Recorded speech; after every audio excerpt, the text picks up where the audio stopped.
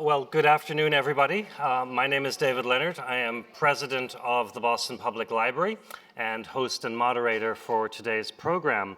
It has been my personal pleasure and privilege to be involved with this program since 2014. It is a quasi-annual, almost every year, but not quite, Druker lecture and award ceremony. And it is dedicated to celebrating leaders in the fields of design and architecture. We have had many notable architects, a fashion designer, a culinary designer, and this year we have the pleasure and privilege of returning to the field of architecture properly with today's guest. So welcome to your library, welcome to the program. I want to recognize our chair of the Board of Trustees, Priscilla Douglas, who is here in the center, and also we are joined by one of the coordinating entities for this program, the Executive Director of the Boston Public Library Fund, Paula Saiki. Our run of show today will start with welcome remarks, a presentation by our guest, some conversation between myself and our guest, and then we will have some time for friendly questions from the audience, as well as then concluding our 90-minute program with the official award, which is modeled on the wonderful griffin, 4 of which sit atop of the McKim building here in Copley Square, protecting the library from evil. We also added one of the replicas to the fiction collection when we renovated here in the Johnson building in 2015 and 2016. Apparently books today also need someone to protect them and ward off evil. And so without further ado, I am pleased to begin the program by just connecting the library to the field of architecture.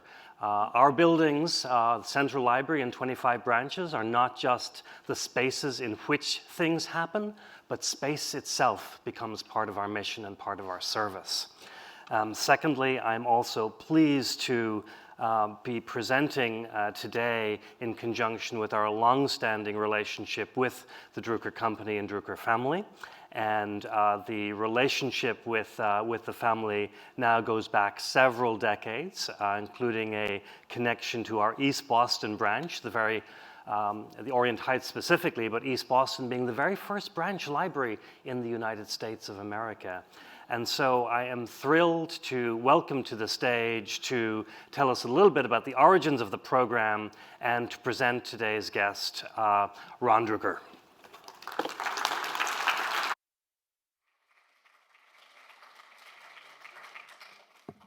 Thanks, David. You know, just as an aside, we actually owned that library. It was developed by my grandfather. It was developed at a time when cities, I guess, couldn't afford to build their own private facilities. The credit was good, and just like people would build post offices, my grandfather built a library, which we ultimately gave back to the library in 1986. The lecture series really was founded as a way to honor my family in 2001 for our 100th anniversary. And the goal was to bring architects such as David and others who have appeared here to a place where the public could enjoy and benefit from the lecture. I've been involved at the Graduate School of Design at Harvard, and there's a lecture in a 600-seat auditorium called Piper, and every time I would attend a lecture when I was going there, and since, there would be very few people who weren't students or from the community. And I thought that this would be a great way to introduce architects, and one of the reasons why it's named the lecture celebrating design in bigger letters and architecture was it gave us the latitude to not only celebrate architects and landscape architects, but also designers of clothing, designers of food, and the like. So David Manfredi is a friend, and many of the other recipients have been good acquaintances, but David qualifies as a friend. We spend time together off the field, as it were, and we're in the trenches together. And one of the things that I've always admired about David is he's just, besides being a good friend and a good guy, is he's just a good thinker. And when we are working to permit a project or to solve architectural problems relative to tenants or the end users, David just really thinks it through well. And one of the things that David still does is he solves problems with a pen in his hand. And today, many architects don't do that. They'll say, we'll get back to you, because they have to get back to their computers. And David will take some yellow trace, he'll smooth it out appropriately, take his felt tip pen, and solve the problem right there. And then say, we'll get back, in a couple of days with it on paper. I think that we're lucky in this community to have people like David, who not only is active as an architect, but is active in his community. And I could list all the places that David and Elizabeth are active, but it would take too long and I'd eat into the 90 minutes. So without further ado, I give you David Manfredi, a pal.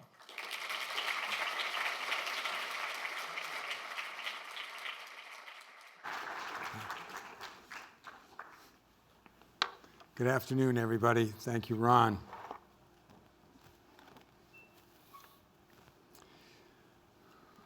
Thank you to the Boston Public Library and to President David Leonard for this invitation, and to Ron Druker for creating and maintaining this extraordinary series.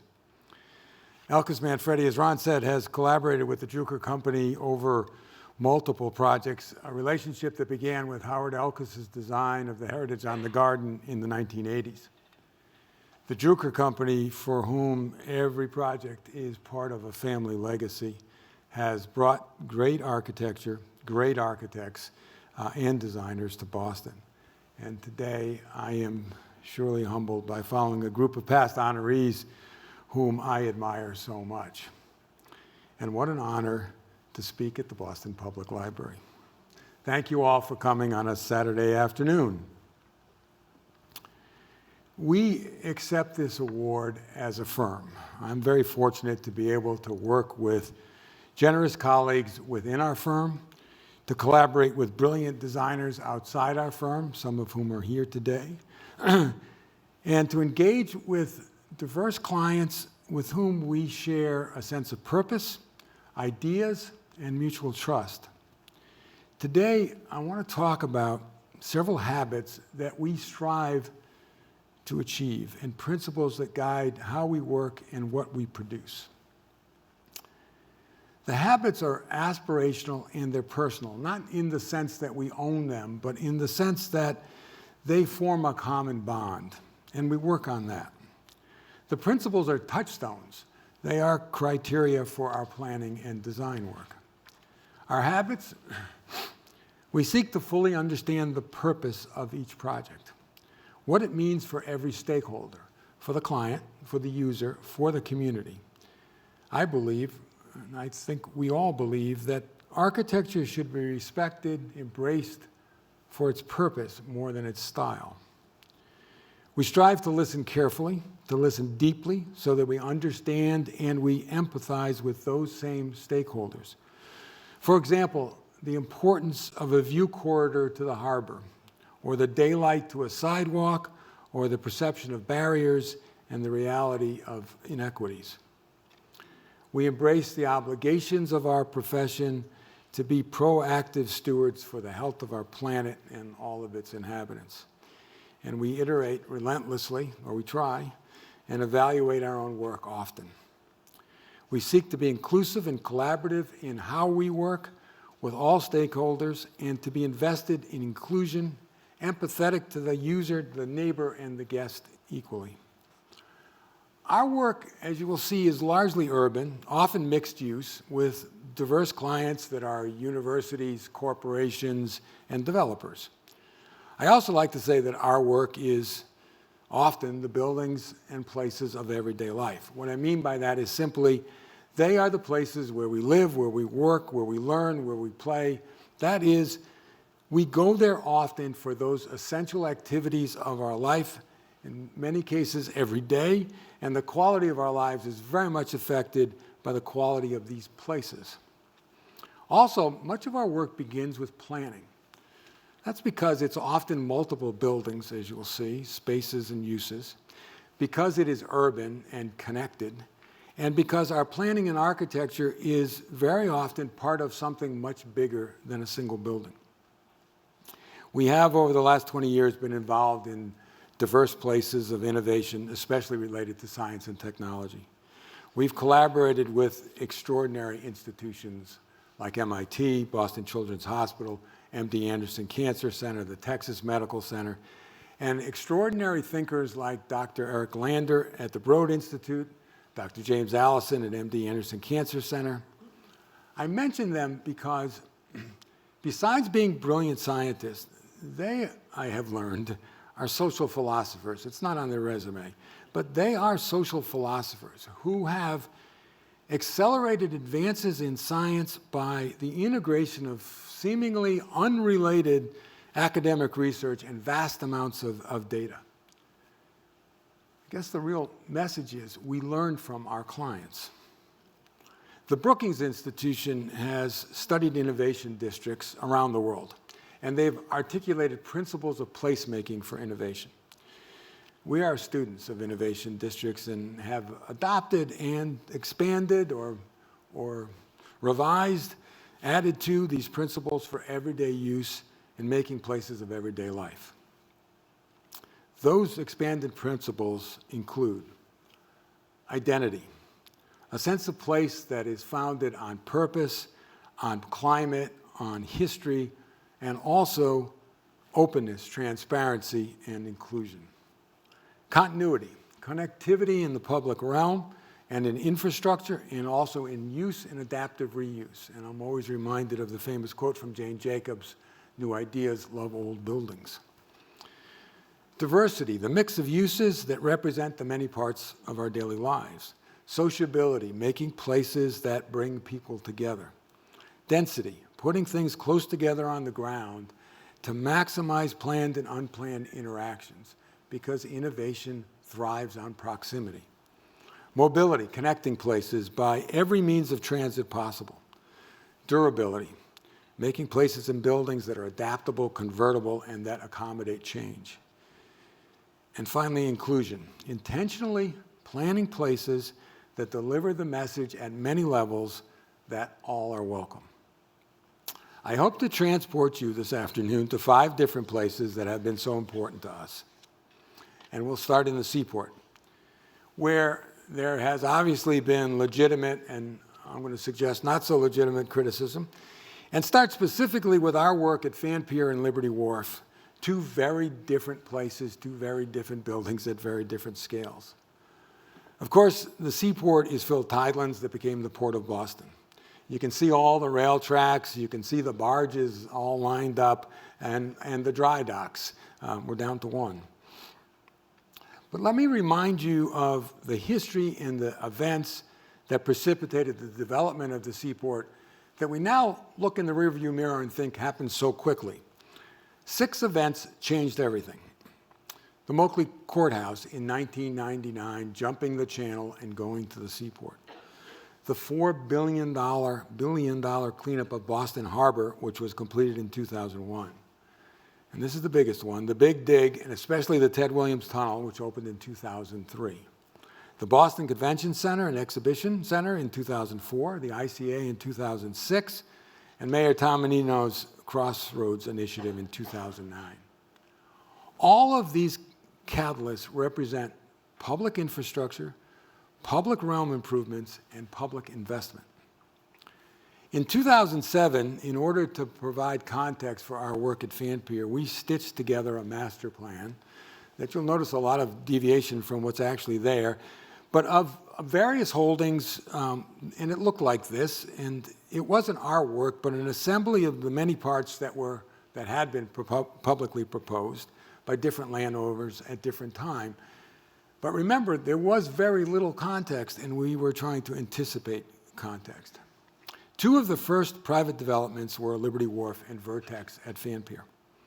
In 2008, before Vertex moved to Van Pier, but while it was being designed, we designed Liberty Wharf with Crescent Partners.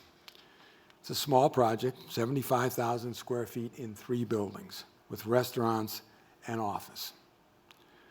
Liberty Wharf established a boundary.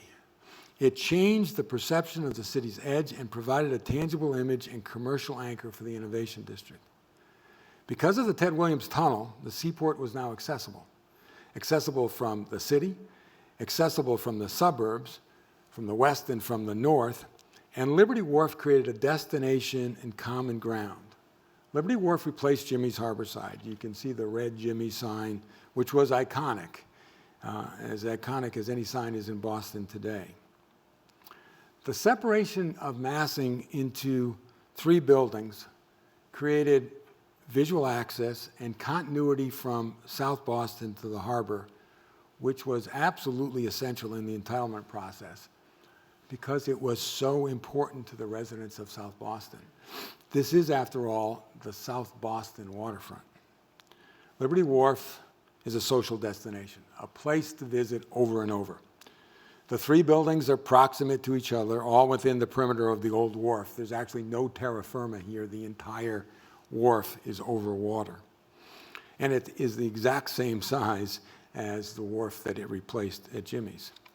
There is diversity in uses. These are not suburban restaurant pads. They are waterfront buildings with office space above food and beverage operations.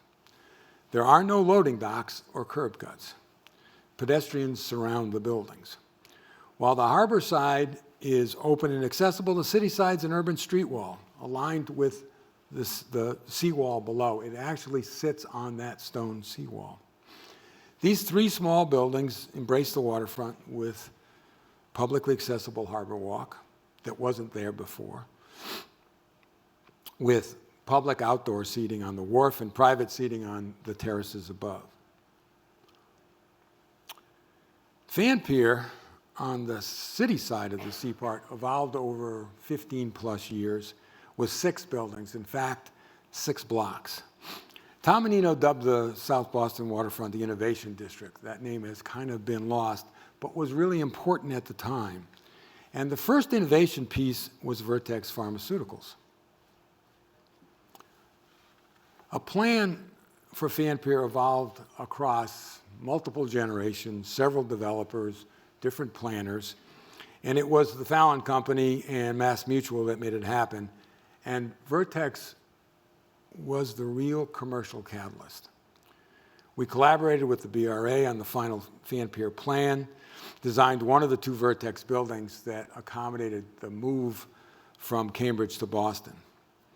The final Fan Pier Boulevard plan created a Fan Pier district within the seaport, with a sense of identity, continuity in the street grid, and continuation of open space along the harbor, a diversity of uses, including office, life science, residential, retail, and restaurants, sociability in that retail and those restaurants across 6 blocks and 75% of the ground floors, and mobility with connections for pedestrians, vehicles, and access to the Silver Line Transit.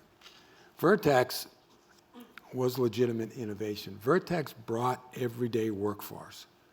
And our building that you see here at 11 Fan Pier Boulevard brought urban design guidelines for the vertical organization of street walls, for step backs and for rooftops.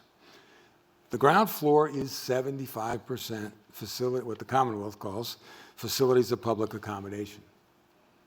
Intense wet lab space is located on floors 2 through 6 with office floors above. We love this photograph because you get a view to the ICA and understand the diversity of uses here. The low roof terrace connects that workforce to the harbor on an everyday basis. In 2020, now like 8 years later, we had the good fortune to return to Fan Pier to complete the last of the 6 blocks of Fan Pier Boulevard with the headquarters for Mass Mutual. the financial partner with the Fallon Company from the very inception of Fanpier.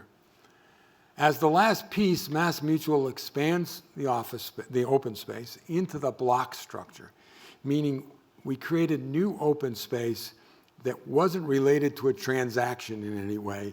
It was, in fact, accessible to all. And it provides several key planning initiatives. Continuity, streets and infrastructure and the public realm. Proximity of those active street-level restaurants, retail, outdoor seating. And sociability, all those uses, that open space, publicly accessible, that brings people together. Clad in stainless steel panels with a sophisticated building envelope that contributes to a LEED Platinum certification. The curves in the massing and the facets of the stainless steel combine to break down the orthogonal discipline of Fanpier and create an ever-changing series of reflections and colors from the morning sun and the reflections off the water. At street level, the lobby introduces the forest in the city, open to the public, and inverting the story of MassMutual's original Springfield campus, which was dubbed at that time as the city in a forest, the inverse. The workplace is open with multiple options for different activity-based work, and it's connected floor by floor into the harbor beyond. Now we'll go to Brighton. Boston Landing is the vision of Jim Davis, the owner of, with Ann Davis, of New Balance, the athletic shoe and apparel company, founded in Boston as a shoe company making nurses' shoes. Purchased in 1973 by Jim Davis, and I have to say this, for $100,000. And today, the only American athletic shoe company still making athletic shoes in the United States. In 2010, the site was occupied by industrial uses. Guest Street dead-ended in a grocery store parking lot.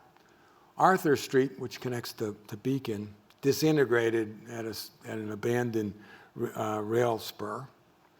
This is my favorite photo from 2010, especially the telephone pole. Our conceptual planning study spurred a Brighton Guest Street area planning study by the BRA in Sasaki, which in turn was a catalyst for our master plan that was approved in 2012. Begin to see how long the gestation period is for some of these projects. The purpose of Boston Landing was to transform an underutilized 16 acres in Brighton into a mixed-use neighborhood connected to the surrounding Brighton neighborhood, providing new amenities, public benefits, providing a home for New Balance, and a world-class indoor track arena that would attract the best athletes in the world. New residences attached to a new rail stop, and other like-minded tenants who shared the values represented at the site. What are those values? Connectivity to the surrounding neighborhood, great public realm, accessible open space, sustainability and resiliency, diversity of uses and users, and access to mobility. The plan adheres to those same placemaking principles for an innovation district. Identity, a sense of place, founded with purpose and with transparency and legibility of its functions. Continuity, connectivity and uses, infrastructure of streets and public realm. Diversity, a mix of uses, you can see on the image, that represent the many parts of our daily lives. Proximity, putting things close together on the ground. Mobility, introduction of a commuter rail station funded by NB Development, which connected the entire neighborhood east to downtown and west to the suburbs. Flexibility, open space at Athletes Park, open to all, that can accommodate diverse uses and change. And inclusion, continuous retail, restaurant, entertainment uses on Guest Street that are open to all. The New Balance headquarters was the first building. At our very first meeting, Jim Davis sent me to Lawrence to see their manufacturing facility located in an old 5-story brick and beam textile mill. The floor plates there are 100 feet wide and 600 feet long. Floor-to-floor heights are 17 feet. The windows are big double-hung sash. The floors are thin maple strips. and there are no ceilings. Jim Davis said, I want you to see it because it is where we do our best work, where we do our most innovative work. We designed a building based on the metrics of a Lawrence mill. It's 100 feet wide, it's 500 feet long, with great daylight, open ceilings, and a sense of making. The purpose was founded on the ideas of collaboration, of health and wellness and sustainability. The building anticipates the completion of Hitchborn Street. If you were really paying attention, you saw Hitchborn Street connects to Beacon Street. And a new view corridor from Beacon Street in Brighton to Lincoln Street in Alston, kind of visually erasing the Mass Pike that's in between those two neighborhoods. When you look here, down that opening, the brick buildings you see beyond, that's Alston. And in between them is the Mass Pike. Well, we can't replace the connection, the physical, tangible connection, but we can replace the visual connection. The entrance is small for corporate headquarters. The lobby is inspired by all that wood in Lawrence. The floors are open, with open ceilings and lots of daylight. Athletes Park is open to all. And the public realm is wide, designed by Chris Jones with complete streets and rain gardens. The next building was 80 Guest Street, and it's the practice home of the Boston Bruins. But that's actually a small part of the whole building. It is actually a technology building. The practice rink is open to the Mass Pike and visible from the Mass Pike, but 80 Guest also houses additional tenants, Bose, the acoustics company, and Roche, the biopharmaceutical company, in the building beyond that's on Guest Street. The rink duplicates the ice at the Garden down to the banners from the rafters, and in fact, if you go there today, they paint all the advertisement on the boards so that when you practice and when you play in the Garden, you always understand where you are sort of innately on the ice. This is workplace for the Bruins. It's also home for the Bruins. And it was an exceptional opportunity to mix these kinds of uses in one place. 40 Guest is the Auerbach Center. I won't tell you who Red Auerbach is. Well, but I will tell you this. Red Auerbach befriended Jim Davis when Jim was a young man and gave him business advice. And Jim Davis insisted, when he made this deal with the Boston Celtics, that they call it the Auerbach Center. 40 Guest is the most unusual mix of uses that we've ever encountered. It includes 60,000 square feet of facilities for the Boston Celtics, 60,000 square feet of life science labs for smart labs, and street-level retail, and there's some parking embedded in there as well. Imagine the mix of people between the Celtics and the scientists that come in and out of this building every day. Again, this is workplace, but it's also a community asset like the rink.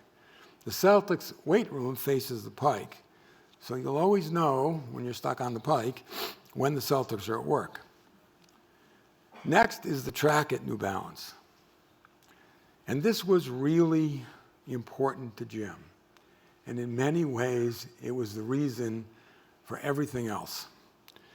The track was designed to be the fastest indoor track in the world in order to attract the fastest athletes in the world. World records have already been set at the track. International track events are on the calendar for the entire winter indoor track season. It's also, like the rink, available to colleges and schools in the community. The track is actually on the second floor so that the streetscape includes restaurants and retail and the Roadrunner music venue. The track can be lowered into the floor and covered with this giant spool of artificial turf for soccer, for lacrosse, for tennis, and for baseball practice. And guests, you can't really see it here, but guests always have a view to the city of Boston.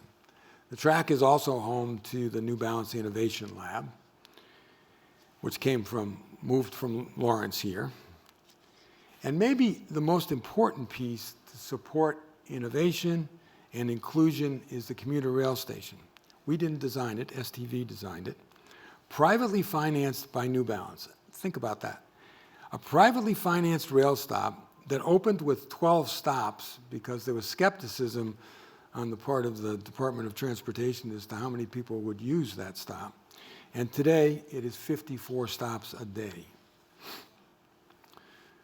The commuter rail and Boston Landing have attracted another generation of transit-oriented development. Development on the east side of Everett by others, and development called out as Alston Yards, which we are planning with New England Development. And you can see housing, you can see life science, and more housing.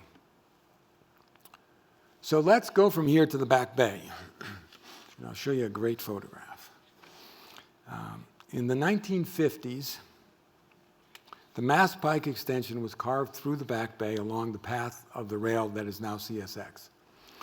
It ended Newbury Street at Mass Ave. It turned Mass Ave into a bridge.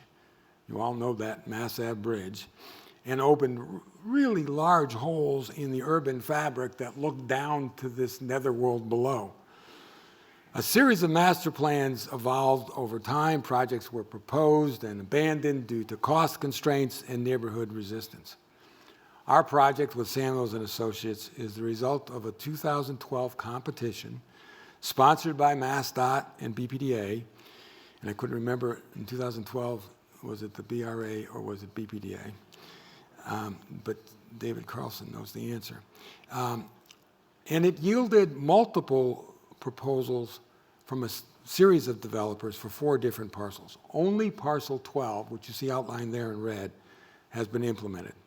This is the first air rights parcel over the Mass Pike in 35 years, since Copley Place. 1001 Boylston connects Newbury Street and Boylston Street, the 2 premier retail streets in the city. It restores continuity to Mass Ave. It provides a diversity of uses and users. You can see office and lab lobby, retail, hotel lobby, and civic space. It makes new publicly accessible outdoor spaces that are open to all the time. And it repairs, and you can see the T at 360 Newbury, it repairs the connection to the Green Line. There's a new head house. The T will repair the tunnel below the Mass Avenue Bridge, and it builds density atop transit. The 2 vertical buildings, did I skip one? Sorry. Oh, I skipped the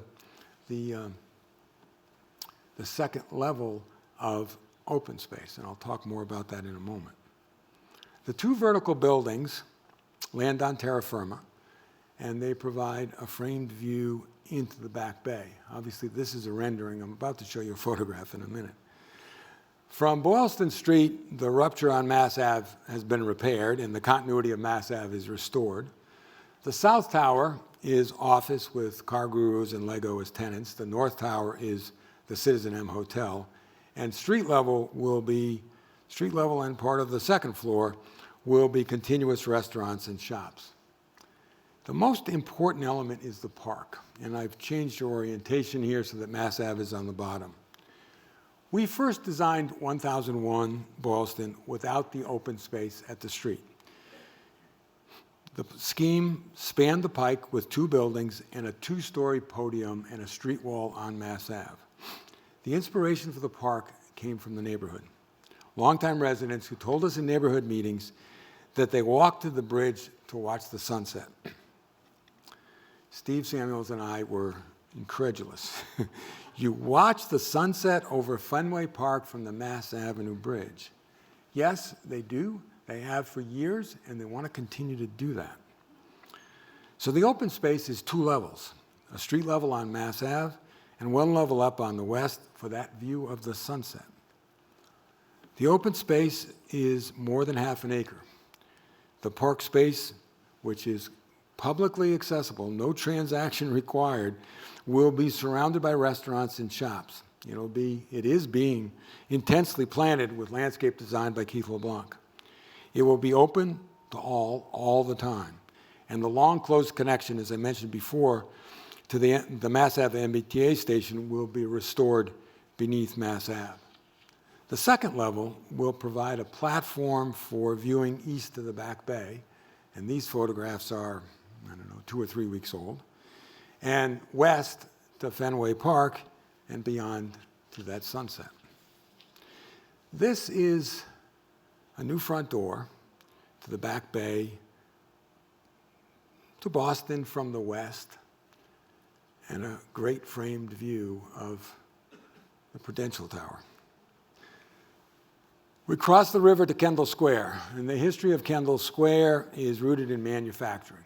The candy at Necco, it was a great neighborhood of candy manufacture, Squirrel brand, there's a bunch more. Twine making, shirt making, heavy industrial at Simplex Cable.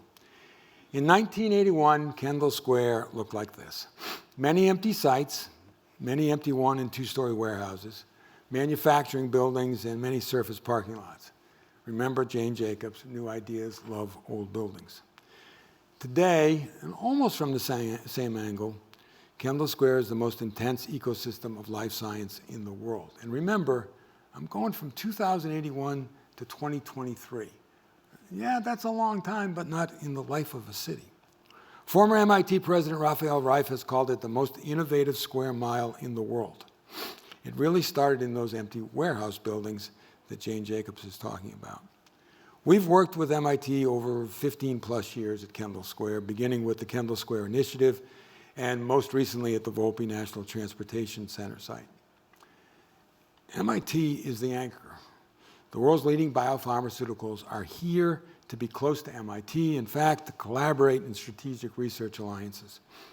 It is an ecosystem with startups, incubators, accelerators, the CRISPR licensees who are growing up quickly and expanding rapidly, and the big Fortune 100 life science companies, biopharmaceutical companies.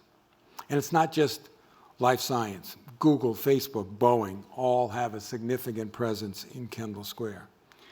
And today, largely because of the efforts of MIT, it's also a mixed-use neighborhood with housing and apartments and more livable space. We collaborated with Matimco, that's the MIT investment management company, on the Kendall Square Initiative with infill along Main Street from the Koch Institute, and now I will point just once, if I can. Now I will point, with infill from the Koch Institute all the way to the Sloan School of Management. And on the north side, with renovation and rehabilitation of 1 Broadway and the new construction, which is 165 Main Street.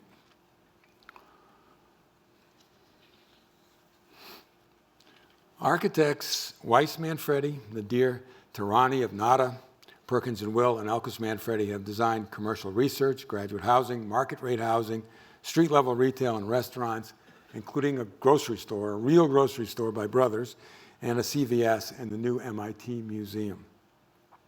We've designed 2 buildings, 165 Main that I just mentioned, which is a market rate apartment building with affordable housing, which also includes the repositioning of 1 Broadway, which is just off the slide to the left, and a new CVS and the new MIT Museum. We did not design the MIT Museum, but we did design the core shelf of the grocery store. The next building, 200 Main Street, is a multi-tenant life science building now in construction. This will be a new front door to Kendall Square from the Longfellow Bridge. You've just come over in this rendering from the Longfellow Bridge. That's the new residential on the right. And the building is now in the ground and hopefully soon coming out of the ground. When the federal government decided to sell the Volpe National Transportation Center, we again worked with Matimco. Before the purchase, through community engagement, entitlement, special permit, to the design of the first research building at 75 Broadway. This is a new neighborhood. with commercial science and technology, 1,400 new residences with over 20% affordable housing, commercial research, retail, restaurants, entertainment. Collaborating with Reed Hildebrand, an entitlement plan evolved which includes 3.5 acres of publicly beneficial open space in 4 parks. There are 4 commercial buildings, there are 4 residential buildings. There's street-level retail, there's a performance venue, and a community center. This is not a campus, it's part of the city, with identity, diversity of uses, special spaces, social spaces that bring people together, proximity of different uses on the ground, connections to the MBTA Red Line, to the Cambridge Bike Network, to the network of adjacent open spaces, to retail corridors, and pathways to the Charles River, and inclusion for surrounding stakeholders. Now, these renderings are from the special permit and not final designs because there are 6 architects for the first 6 buildings. The first building that now has Article 19 approval is the building we've designed at 75 Broadway. This will be a multi-tenant building with science and technology companies, likely life science companies, of different sizes at different phases of their maturity. With continuous street retail on Broadway, which has not existed in my lifetime, did exist a long, long time ago, and an expanded Broad Canal Way, which leads from the Broad Canal west to what is called the MXD district, which is beyond the Matimco property. It will be lined on both sides with shops and restaurants with music and entertainment. And the 6th Street Walkway, and if you know the 6th Street Walkway in Kendall Square, it is treasured by that neighborhood. It is an existing multimodal path. It will be expanded and improved with additional park space and a playground. Okay, last stop, Texas Medical Center. Take you away from Boston and Cambridge to the Texas Medical Center, which is the largest medical center in the world, with 60 distinct institutions, 50 million square feet, 10 million patient visits a year, and 180,000 annual surgeries. Even with that unparalleled volume of valuable clinical data, TMC has been slow to make the connection to translational science and commercialization. The pivotal moment was almost 10 years ago, and it was a change in their charter that reversed a prohibition on commercial uses. The change in the charter allowed the introduction of third-party translational science, industry collaborations, meaning non-university collaborations, residential and retail uses, food and beverage, diversity of uses and guests, the introduction of a 7-day-a-week innovation district. So was born TMC Hillix Park. The purpose was simple: attract talent, foster collaboration and connectivity between the different institutions and between the institutions and industry, attract industry partners, foster a diverse ecosystem, and make a more livable place. The master planning principles mirror our primary placemaking principles for an innovation district. The site was 37 acres of surface parking between the healthcare campus to the north, and you can see all those names, and the South Research Campus, which is MD Anderson and the University of Texas. The major strategies that framed this plan that we brought, frankly, from all of the lessons learned on Kendall Square, was to introduce walkable, pedestrian-friendly interior streets that connect to the adjacent land uses, to create a network of open space parks that connect the north campus of TMC, the clinical campus, the hospital campus, to the reinvented South Research Campus, and to activate that network with new residences, food and beverage, retail, hospitality, and a lot of science.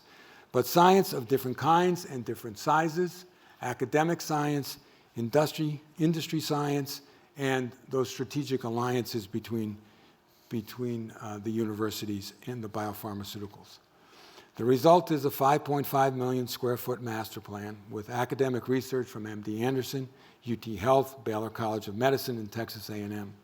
Industry commercial buildings, hotel, apartments, retail, and restaurants, and 6 publicly accessible parks designed by Mick Young Kim. 3 are now built and open as of about 12 days ago. The TMC Collaborative Building is the first building, and we designed it for TMC. And it is an extraordinary joint venture of the Texas Medical Center and 2 great universities and a great medical research institution. It was dedicated on October 26th, so about 10 days ago. It includes research teams from those 2 universities, the University of Texas and Texas A&M, plus MD Anderson Cancer Center, the James Allison Institute, and Portal Innovations, a for-profit incubator. These are all distinct institutions working side by side on integrated research platforms, and it's a convening space for the entire campus, a convening space both outdoors in those parks designed by Mick Young and indoors in this atrium space that's kind of the focus of all of the research activity for this campus. It is also becoming an 18-hour-a-day, 7-day-a-week district with ground-floor restaurants and retail. The goal is to create a destination in the city of Houston. The goal is to create parks that are available to all, that will attract the kite fair, the taco festival, the music events, that will bring people to the Texas Medical Center when they are healthy, as well as when they're not. The first industry building, and we didn't name it, developed by Boston developer Beacon Capital, is Dynamic One, also designed by Elkis Manfredi, nearing completion now with Baylor College of Medicine as the lead tenant. Baylor will be joined by other institutional and industry tenants, and a second phase will complete this block. On the adjacent South Research Campus, we collaborated in planning the expansion of that campus with Canon Design. They were, in fact, the lead on that project. And we have designed the new research hub for MD Anderson. You can see that the South Campus completes the 3 parts of Texas Medical Center. The healthcare campus on the north, which is the hospitals, Helix Park, which is in the middle, which is translational science and industry, and the South Research Campus, which is the University of Texas Research, as well as MD Anderson Research. The purpose for this campus plan in our new building called Scrub 5, another odd name, is optimize collaboration and interaction across the vast cancer research platform. Anticipate continued reconfiguration of multiple thematic research platforms over many years. Provide the highest quality of workplace environment. And the South Campus Framework Plan is designed to pull together earlier research buildings, which you see in pink, as well as a new generation of buildings. Some of those in pink are also new buildings that will follow very quickly after our Scrub 5 building. Mick Young Kim has designed a brand new kind of campus quadrangle with a network of diverse spaces that accommodate different activities, that promote planned and unplanned interaction, that provide a health garden, and addresses stormwater management objectives, which are so important in Houston. Our new building is 600,000 square feet of cancer research, and it broke ground last month. This is a second rendering from that quad. So let me return to the buildings and spaces of everyday life. We're faced today with seemingly intractable political divisions, accelerating social, health, educational, and financial inequities, ever-widening intolerance and separation. So how do we, as a city and a culture, change that direction? What are the greatest challenges to our city and many American cities? I'm going to list 5, but I'll bet if we went around the room, you could list more, but our top 5 would be very common. Inequity and advantages of all kinds. Affordable housing for all. Resiliency and the impacts of climate change. Transportation and education. As I said, we could add more, but think about those 5 that come quickly to mind.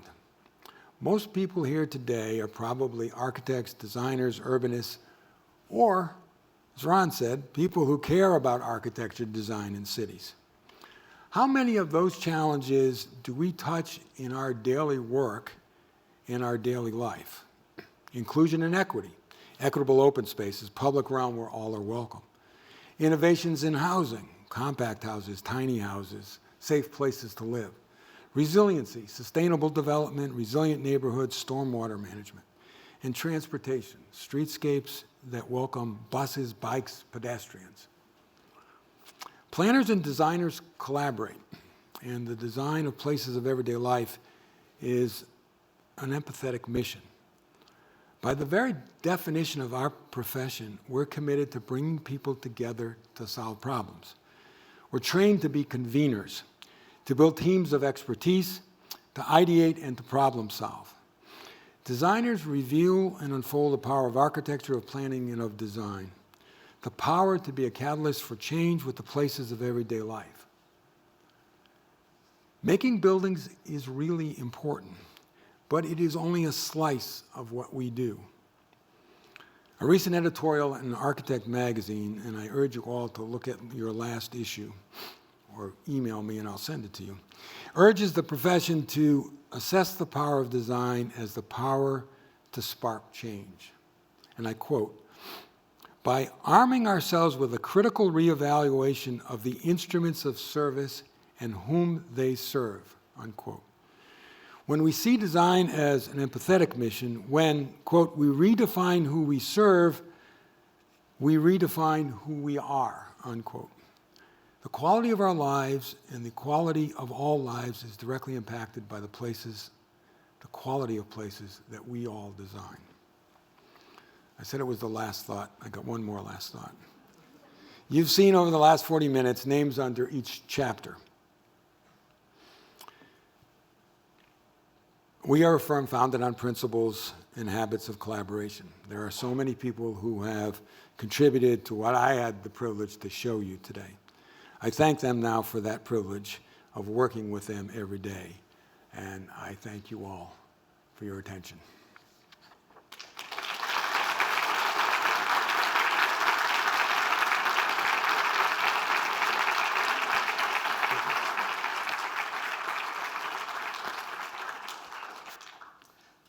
So we started about 5 minutes late, so we'll steal back that 5 minutes in order to give time for conversation between David and myself, and also take a few questions from all of you in a few minutes.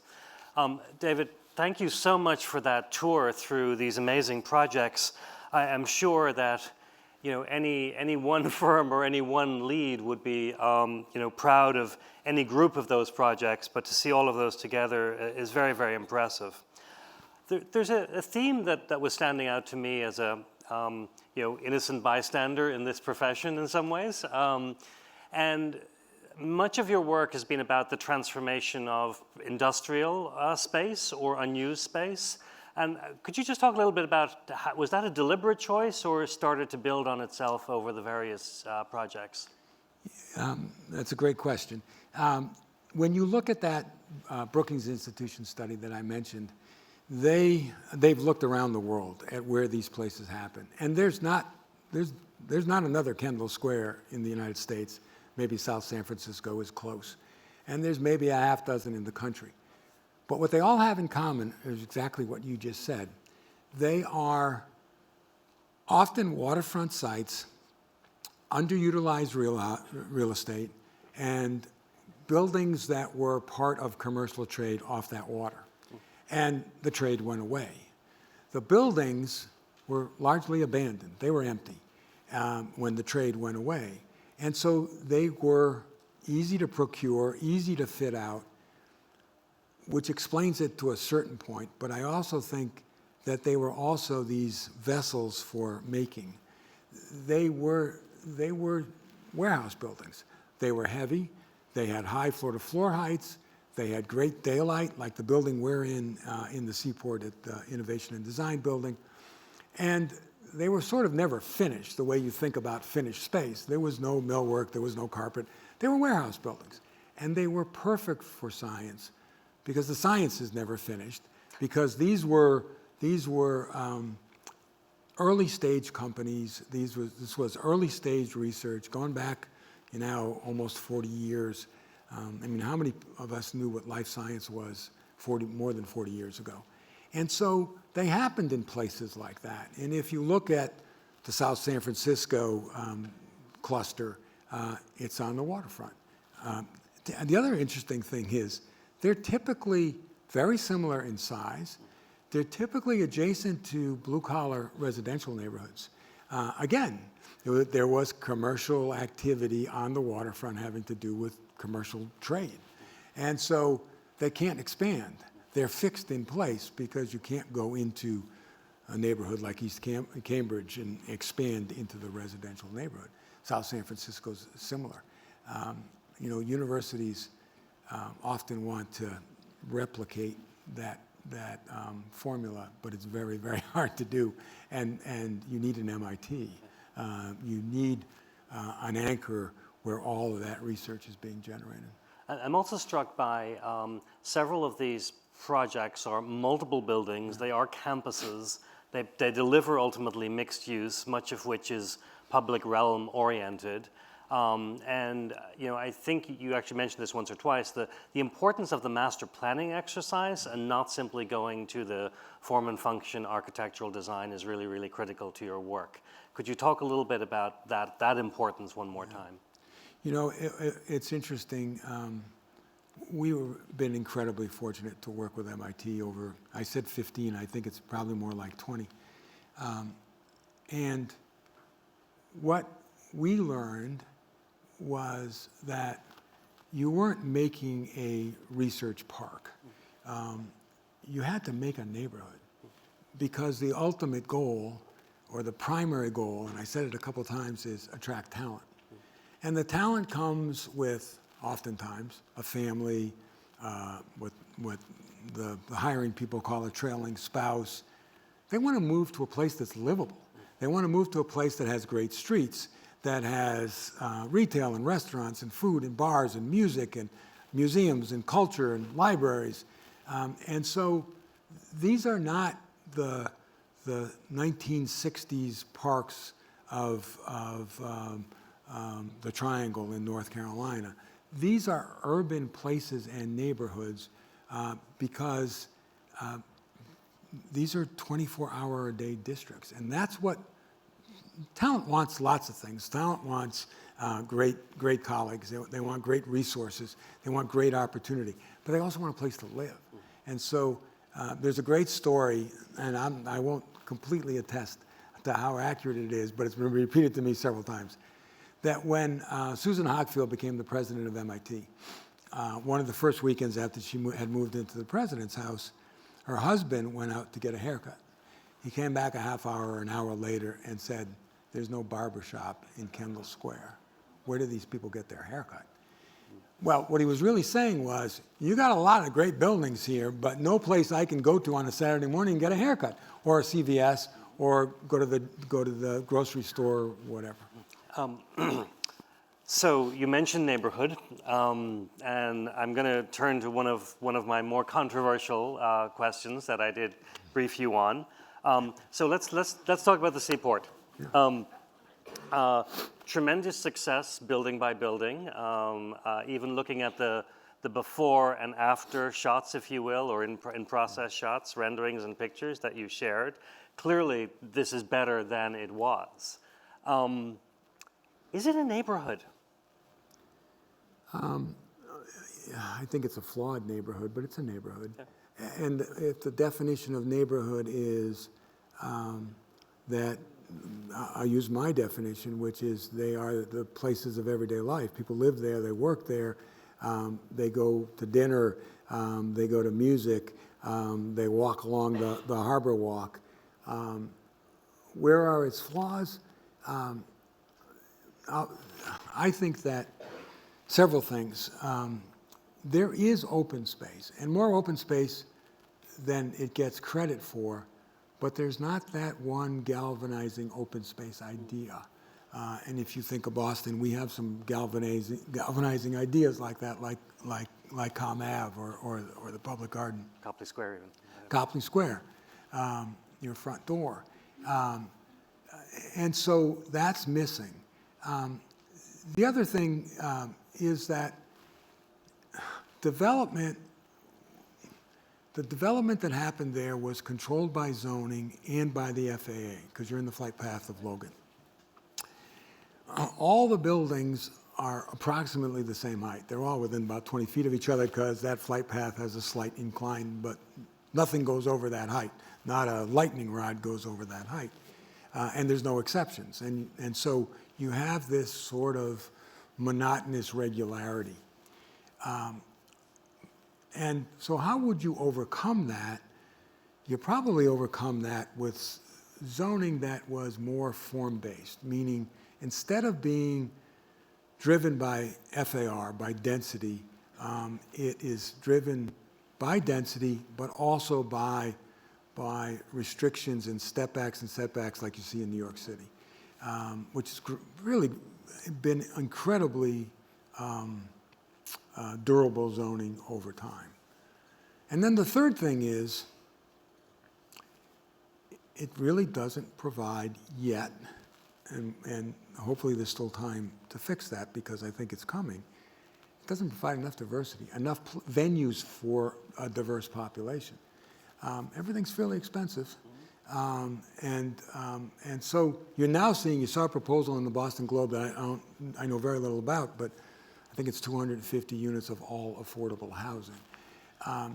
If you provide places for people to live, if you provide places where there is culture that supports diversity and make it affordable, hopefully diversity follows. Yeah, I mean, my backhanded compliment of the neighborhood, neighborhood in quotes, is really that it has been so successful at the things that it has done that we now want it to be more of a normal neighborhood. And so while that couldn't happen through planning, master planning, maybe it happens on an iterative basis. And you know, I think a lot of when I say unfair criticism, I really should say premature. Because the Seaport was widely criticized very early when, because it's various owners, blocks were built here and there and there and there, and the connections have only come together in the last few years and still not finished. And the connections provide that, you know, the connectivity makes place, leads you from block to block. You still hit points where you stop and turn around because the next 2 blocks haven't been developed yet. But that's part, you know, neighborhoods, you know, I showed you 40 years of Kendall Square, you know, 40 years into the Seaport. Hopefully it's a more mature place, it's a more diverse place, and I have that hope. I think that the underlying planning, the size of the blocks, the street grid, the incredible Harbor Walk, those are really important, good pieces that when they all come together will make a really good neighborhood.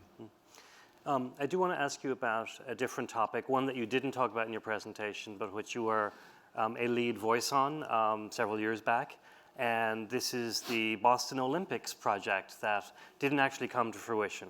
I don't want to talk about the politics or the media in this. We don't have a 4-hour window, but I do want to talk a little bit and hear your thoughts around what could have happened that didn't, what would have been of benefit to the city, and why we weren't ready for it as a city, for better or worse. That's a great question and a very sensitive subject, David.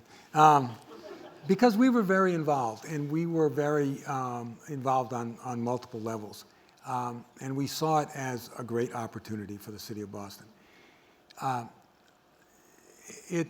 And we won the American bid and then gave it back.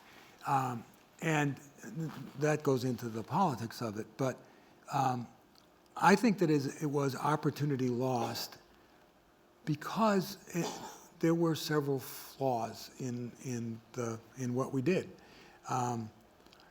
Number one, the group of people who came together, the leadership, was not diverse enough. Same story. Second, because we did not do a good enough job on the narrative. I believe that well managed, and we've got incredible expertise in Boston. We've got the smartest people in the world in Boston and Cambridge. That well managed, an Olympics can be transformational for a city because of the improvements in infrastructure, because it can attract federal money, because it can attract worldwide businesses. And the bid was given up in 2015, and not to sound that I'm still stuck on this, look at our transportation system since 2015. Is there room for improvement? Is there room for capital investment from the federal government? We went to Barcelona, and it's easy to say Barcelona is a great success, and Athens was a great failure, and where are you going to be in between? But we met with the team that planned the Barcelona Olympics, and it was wonderful. They're wonderful people, and they started with the idea of we can transform the infrastructure of the city. We can reinvent our waterfront. We can reinvent our internal transportation system, and they did all those things. They built new light rail. They built new housing on the waterfront, and which became publicly affordable housing after the Olympics. They completely changed, basically, they reinvented their transportation system. I do think, aren't you glad you asked this question? I do think, I told you I would. I do think that some good things came out of it. I mean, if you look at we spent a lot of time looking at Moakley Park, looking at Columbia Point for the village, looking at Waddett Circle. Those have all become, to different degrees, centers of attention for development. Come back in 5-10 years, and Columbia Point's going to be a new neighborhood. Moakley Park's going to be a brand new park, and celebrating resiliency in the city. And think of the inclusiveness between the Mary McCormick housing that's going to be redeveloped. That was part of the Olympic Village. It's actually going to happen with private dollars, which takes longer and sometimes harder. It wasn't absolutely for naught. And one last thing was, it was transformative for me. I spent time in neighborhoods that we don't traditionally work in. And I thought I knew the city, 35 years, lots of projects inside out. And I didn't know nothing about parts of the city. And I learned things. And it was eye-opening. And I'm thankful for that.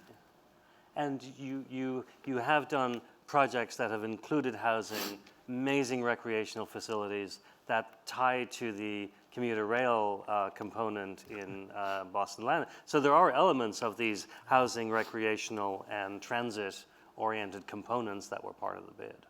Yes, absolutely. I mean, that was, that's what I mean when I say we didn't tell the story, the narrative well enough. One of the things, I had a meeting years ago with Raphael Reif, who his office called up and said, the president would like to come over and talk about what's the ultimate density of Kendall Square and how many years will it take to build out. And I said, oh my God, Raphael Reif's coming to see me. And we had that conversation, and I gave him my prognostications, but who knows? These things, right now, very little is under construction because of the real estate economy. But he asked the question, so what happens when we run out of space in Kendall Square? And somebody had set me up for the question. So, and the answer is, well, you got to connect. You got to connect Kendall Square to Harvard's Research Enterprise campus.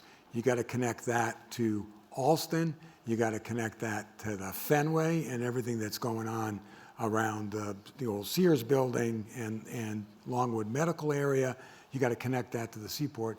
How do you do that? You do that by light rail, by rapid bus. All of those things we were trying to talk about in the Olympics, but never got traction. Or not yet. Or not yet. So Thank one you more for that. question, and I will then take questions from the audience. Boston or Texas, easier to work in? Oh my God. You know, Texas is an interesting place. In some ways, it's a foreign country. You know, we all say there's no zoning in Houston, but there is. And if you look at the museum district, which is right next to the Texas Medical Center, of course there's zoning. They've planned parks. They've planned some of the best museums in the country. It's wonderful. Rice University is right there, mixed into all of it. It's quite wonderful. The park system is wonderful. But you can go into the neighborhoods and find, you know, a three-story, I was going to almost say triple-deckers. They don't really have triple-deckers, but a three-story row house of some kind, zero lot line house of some kind, and across the street there'll be 12, 15, or 20 stories. And there is nowhere near the kind of design scrutiny that happens in Boston. And you know, they get some very good architecture. I think we do things here in a much more measured way. I think that the design review process here is difficult, but yields results that are a direct result of that scrutiny.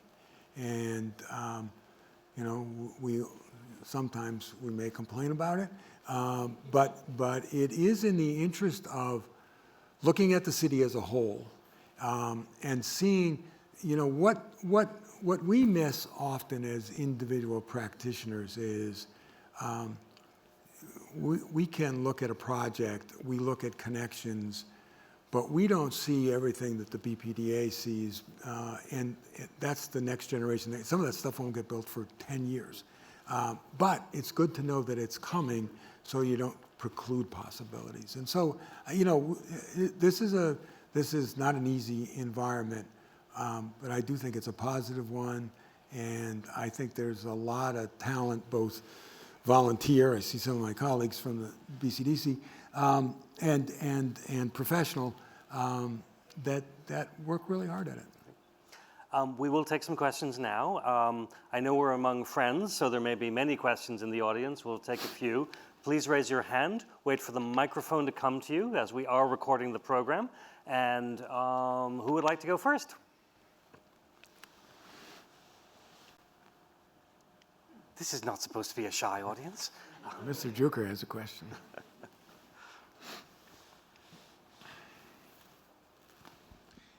David, well done. At your suggestion, when we were in London recently, we went to see King's Cross, and you might describe it very shortly, but why, in my opinion, is it more successful than the Seaport?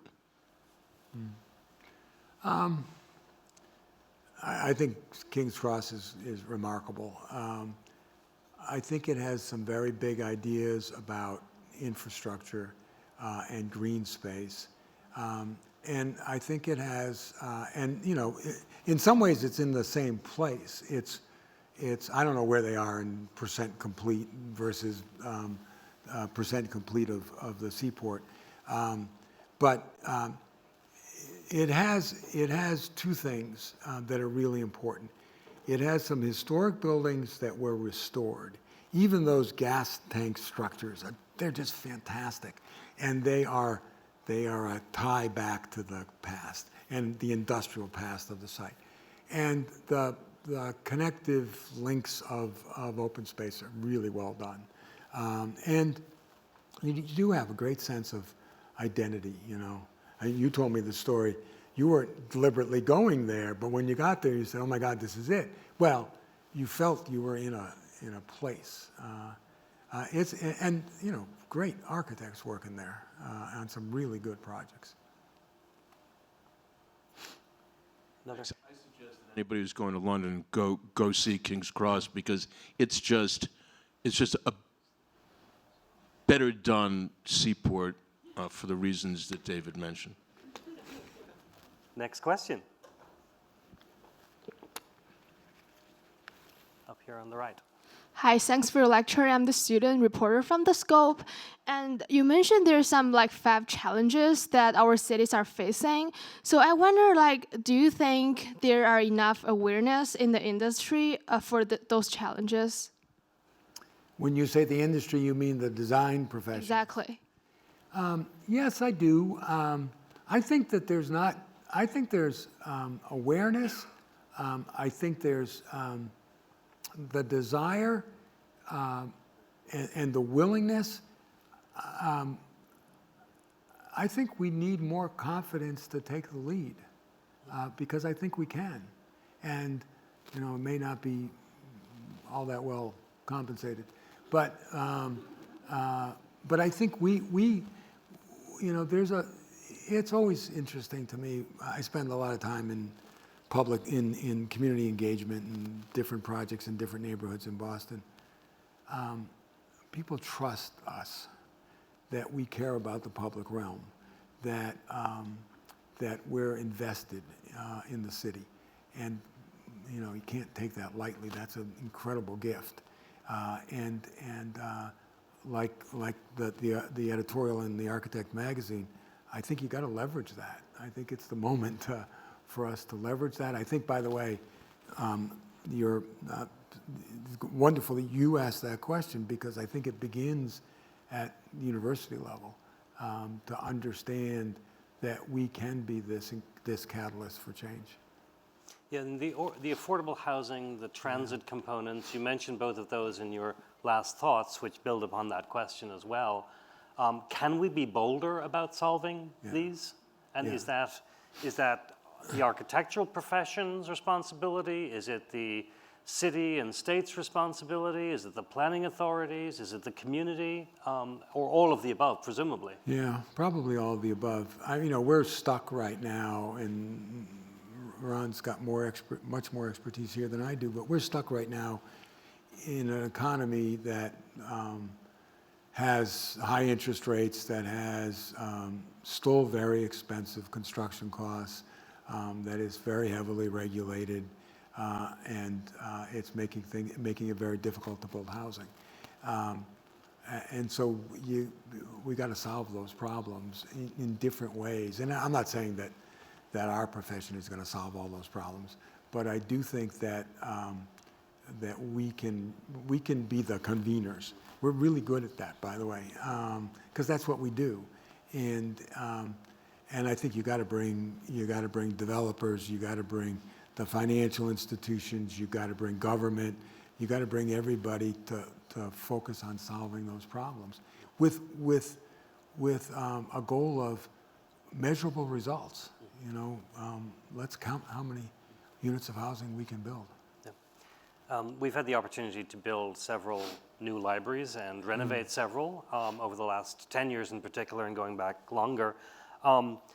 There's often a tension between the beauty and the aesthetic of the building and the form and purpose of what we're about. Just wondering if you've encountered that in a particular way in any of the projects you talked about this afternoon. Oh, I suppose we encounter it all the time.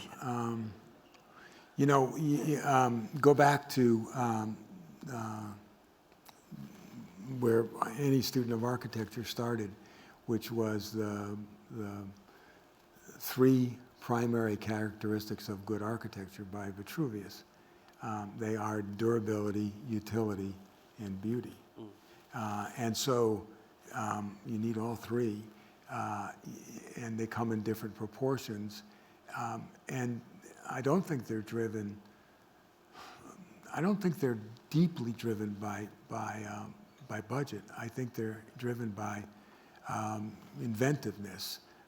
There's some wonderful warehouse manufacturing buildings in the history of architecture. There's some modern ones. The Pirelli Museum in Milan is actually a former Pirelli manufacturing plant for tires. You look at Walter Gropius's Vegas Works. It's an industrial building, basically. There's a tremendous inventiveness there. you know, we're always trying to balance those three things. And is there tension? Oh, yeah, all the time. We'll take one more question, and then I will close and invite Ron back up.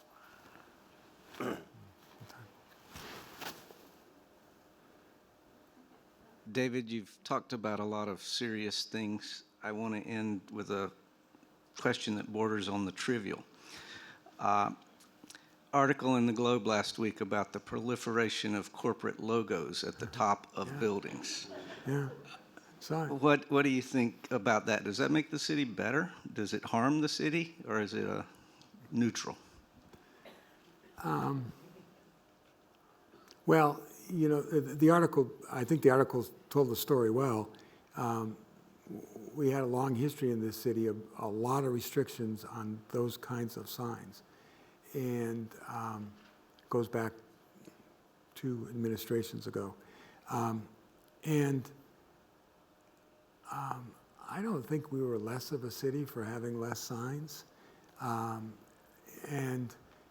Yeah, there's more signs, and the argument that was made in the article in the Globe was we should be proud of our corporate citizens, we should celebrate them, and we want them to succeed. I completely agree, but I wonder if we have a sign on top of every high-rise building, if we're going to be happy with that in 10 years. I have concerns about that. What was that quote? All things, but in moderation? Yeah, exactly.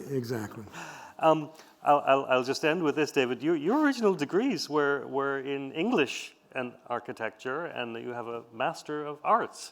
Yes. Do you use those in your everyday work today still? Oh, absolutely. I think they're totally related. People say to me all the time, how'd you get from there to there? I actually think they're related. By the way, none of this was intentional. But you know, we tell stories. We tell stories with drawings. We tell stories with imagery. We tell stories with words and narrative. And you know, what's literature? I think that you know, the arts. If you look at the arts side by side, architecture is sort of in its own odd place because I can go home and write a play tonight. It won't be very good, but I can go home and write a play tonight. I can write a poem.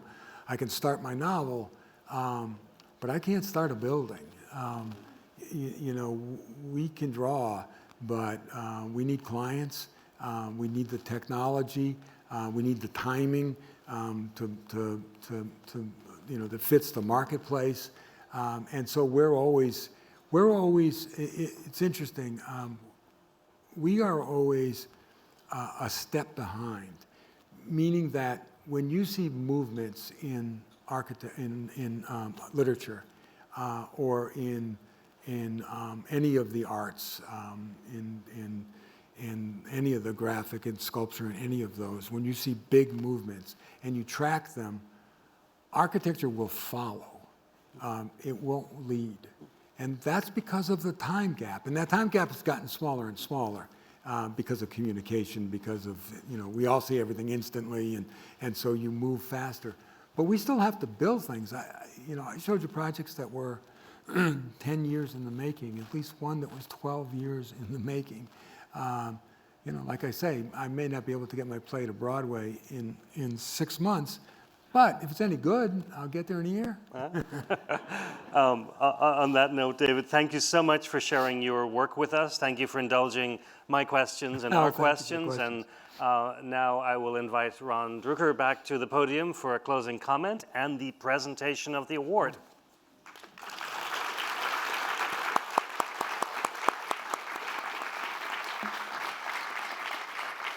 So thanks, David. Since my name is up there, I'm going to take 2 seconds to, first of all, it's been over a century since the Druker family has been associated with the BPL. That's number one. Number two, the government has got to step in if we want more affordable housing. And the best place is by eliminating or lowering real estate taxes, which in this city is not a great idea because it costs the city money, because that's the major source of revenue for the city. But that's really an inexpensive way for the city to do that. The unions, they can only do so much. Construction costs are construction costs, land costs are land costs. And while I do think, when I used to teach, I used to say, good design need not cost more. And to David's point about warehouses, you can do something that looks great and that functions well, and have it be less expensive if you really try. But I think the city or the federal government really needs to step in to build the kind of housing that we need in this country, especially here. And I think that's it. There was one other item, but anyway, David, why don't you come over? And I have been working out, so I think I can lift this. But I want to see if David can catch it. I think that could be painful. Ugh. Thank you.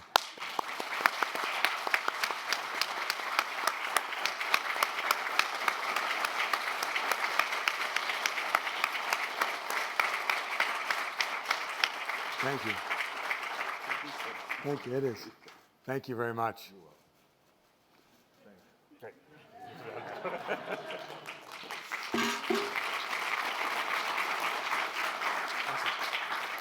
Thank you.